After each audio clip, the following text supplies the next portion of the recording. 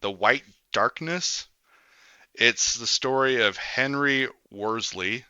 He's a spiritual successor to Ernest Shackleton. Um, Endurance is one of my favorite books of all time. I love that book. And I think Ernest Shackleton is a very interesting character in history because he had these goals that he would push for and nothing would get in his way. But as soon as he realized that this goal was not achievable, he was also willing to turn around and go back home and make sure that his men were safe. And he would come hell, high water, whatever it took, make sure that his men were safe, but also push them to the limits and push them past what they thought was capable. There's not a lot of leaders that I've seen that are able to balance all of those different things so well. And along with that, he he's in these horrible, horrible situations where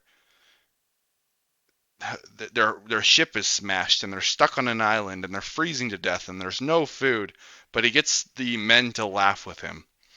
And Henry was somebody who read all of the stories he possibly could about Ernest Shackleton and wanted to become like him.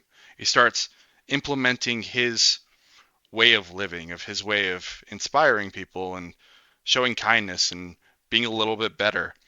And he talks to Ernest Shackleton's grandson, and they decide that they're going to set sail and finish the journey that Ernest Shackleton wasn't able to make. He was 90 miles from the South Pole.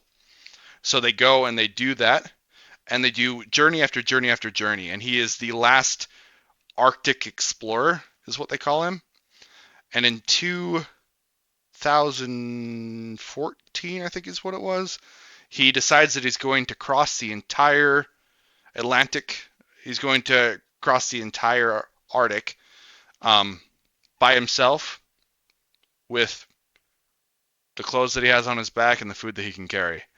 And he gets further and further and further. Um, he keeps writing home because this is 2014 now, and he can send messages and he can show his journey. And he starts getting more and more sick. And nobody wants to send him home because he's done all of these amazing things. He's an inspiration to all these people. And he ends up dying in the Arctic.